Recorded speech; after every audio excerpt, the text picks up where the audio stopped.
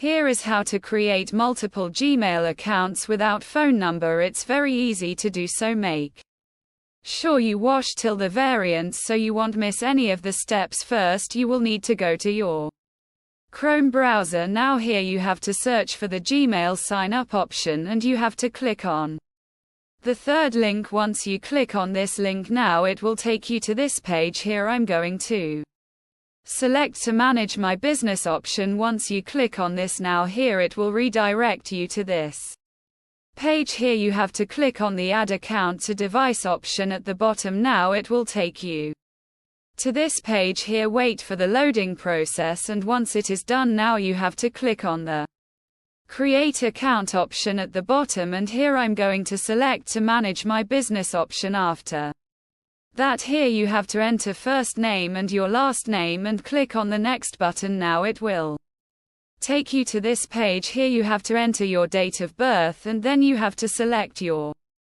gender and what's the date. You have to click on the next option. Then here you have to enter your username that you want to keep and then click on the next button. After clicking on the next button, then it will take you to this page. Here you have to enter your password and again click on the next button, and after that you will see this page. Here you have to scroll down and go to the options.